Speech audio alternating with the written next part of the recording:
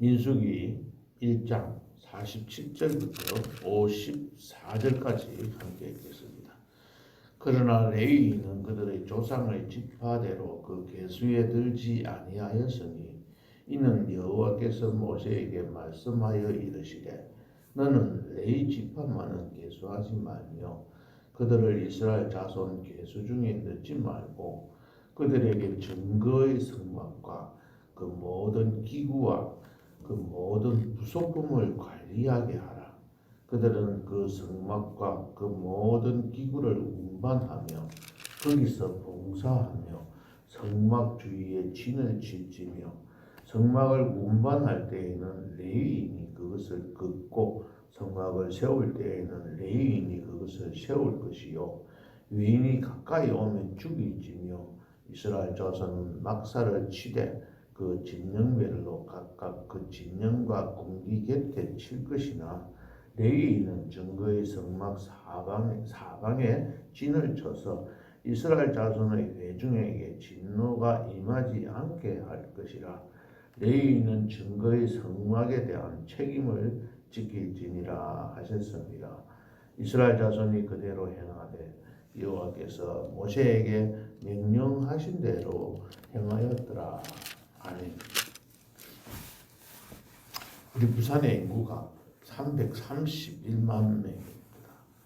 이제 이스라엘 사람들이 여기에 보면은 20세 이상 남자들 싸움에 나갈 만한 자를 계수해 보니까 60만 3,550명. 그러니까는 20세 이하, 그 다음에 20세 이상이라도 싸움에 나갈 수 있는 사람을 빼면은 또 남자라도 연세가 드신 분들은 이 숫자에 들어가지 않으니까 이래저래 계산해 보면은 약 한 300만 명 정도가 되는 큰 인구가 나와서 움직이는 것이죠. 그러니까 부산 시민만한 그러한 사람들이 출애굽을 한 겁니다. 홍해 바다도 건넜습니다. 광야를 지나서 이들은 시내 광야에 머물게 됩니다. 이곳까지 온 그 시간이 얼마 정도 걸렸다고 말씀드렸죠? 3개월 걸렸습니다. 3개월. 석 달 만에 시내 광야까지 오게 되었습니다. 이 시내 광야에 왔지만은 그들은 노예와 다름이 없었습니다. 왜냐하면 애굽 땅에 있을 때 노예로 살았기 때문에 자칫 어떤 국가의 모습이 없고 이스라엘 애굽 사람들의 지배를 받고 그들의 통솔한 대로만 살았던 겁니다. 그러니까 이제 새로운 나라를 국가를 건설해야 되는 그러한 일들이 이들에게 부여됩니다. 부산시는 그냥 시장만 있으면 이 나라를 이 부산시를 잘 다스릴 수가 없습니다. 행정을 펼칠 수가 없는 거죠. 그래서 시청에 공무원들이 많이 있습니다. 또 그렇기도 하지만 이 부산시를 16개 군입니다. 16개 군으로 나누어가지고 각 군마다 또 구청장을 뽑아서 그 구청장들이 관리하게 만듭니다. 이스라엘도 마찬가지로 12지파에 가장 우두머리가 되는 사람들을 뽑았습니다. 그것은 하나님께서 지명하셨습니다. 오늘 성경 말씀에 보면 1장에서 1장 5절부터 보면은 1장 5절부터 저기 15절까지 보면 각 지파별로 12지파별로 우두머리를 뽑으셨습니다.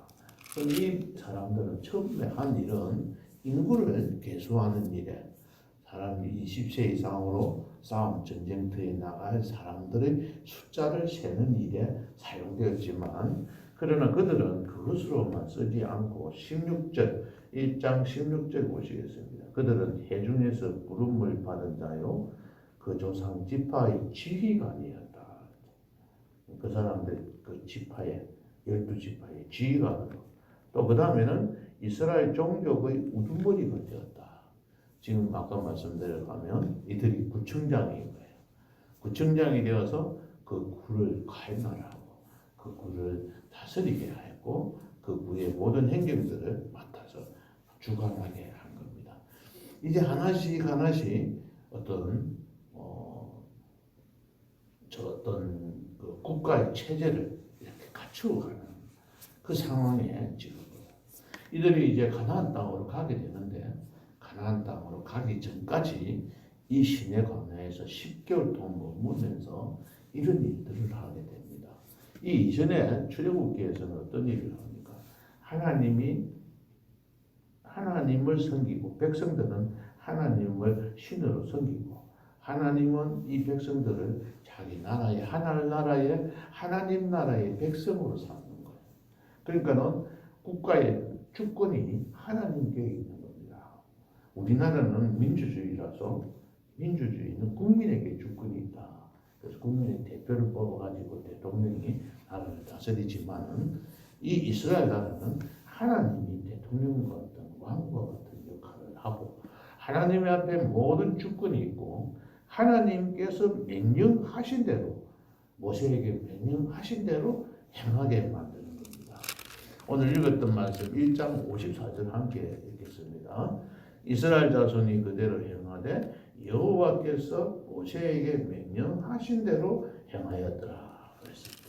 하나님께서 모세에게 명하시면 그 명령하신 대로 또 백성들에게, 이 우두머리들에게 전파하게 되고, 그 말씀대로 모든 사람들이 그대로 순종해서 성막도 짓게 되었고, 언약을 체결하고, 이런 모든 또 장로들이 함께 모여서 언약을 맺는 그 시위에 참여하게 됩니다. 이런 일들을 이곳에서 10개월 동안 시내 광야에 머물면서 행하게 되는 것이죠. 또 하나님께서 이들에게 율법을 주셔서 각종 제사 제도 및 생활 기본 율법을 그들에게 수여합니다. 1장에 와서, 우리 민수기 1장에 와서는 이들이 이제 인구 조사를 해가지고 또 행정 체제를, 국가의 체제를 완성하게 됩니다. 애국을 탈출한 초라한 노예 집단에서 이제는 당당한 정복자, 가나안 땅을 정복하는 정복자의 집단으로 변모해가는 그러한 사연들이 민수기에 기록이 되어져 있습니다.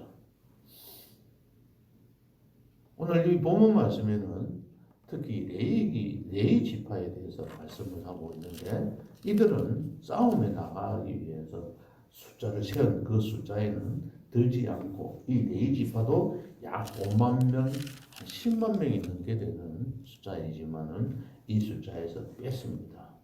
왜 뺐느냐 하면은 이들만이 이 성막을 지키고 성막에서 일하게 하기 위함입니다. 이들이 하는 일을 이 50절에 말씀을 하고 있습니다. 제일 첫 번째 하는 일이 뭐죠? 증거의 성막, 이 성막 전체를 관리하는 겁니다. 그리고 보면 그 모든 기구인데 성막 안에 있는 기구를 말합니다.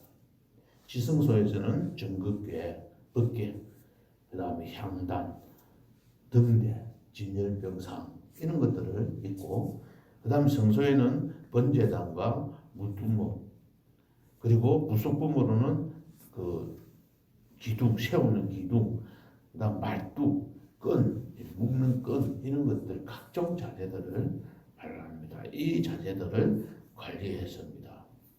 그래서 이들이 바로 하나님 앞에 드리는 진설병에 떡을 드리기도 하고, 다 드리고 나면 그것을 또다시 처리하기도 하고 했습니다.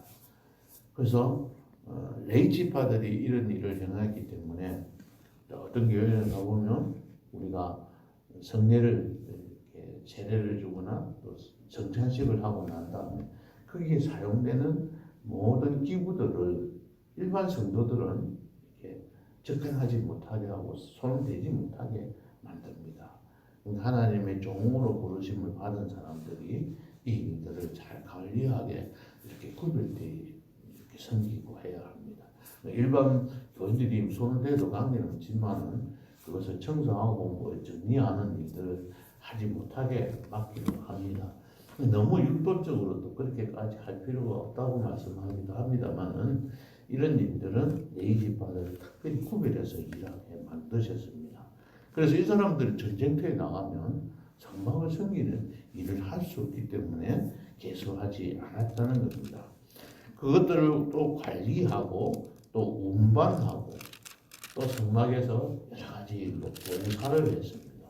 그러니까는 이 네 지파들이 한 일은 관리하고 운반하고 또 봉사하고 이런 일들을 했고 나중에 또 여러 사무엘상 다윗이 성전을 건축하고 나면 이 네 지파 사람들 중에서 뽑아가지고 성가대 찬양대로 섬기고 그 제사를 지내는 모든 일들은 이 레위인들이 다 담당을 했습니다.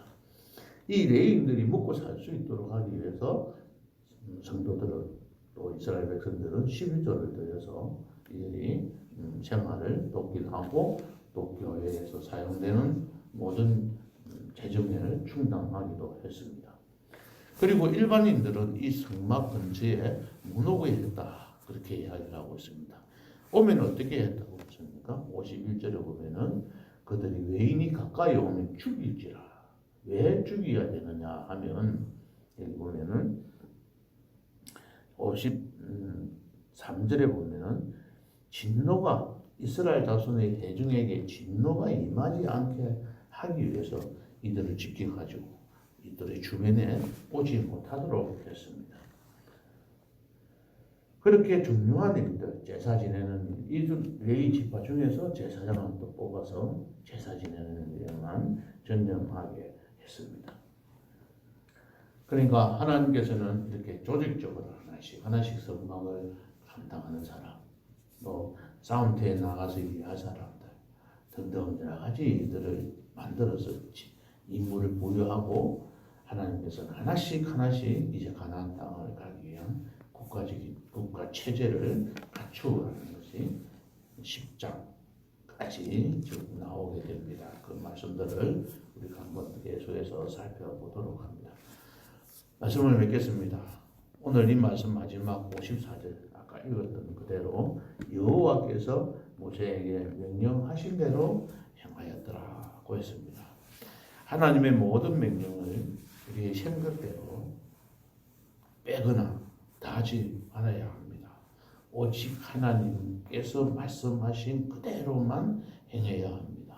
어제 저녁에 말씀을 드리면서 제가 말씀 가운데 말씀했지만 기도하는 가운데 기도해 보면은 하나님께서 분명히 이렇게 하는 것이 좋다라고 깨닫게 해주시고 말씀으로 해주십니다. 그런데 우리가 그 깨달은 대로 안 하려고 합니다.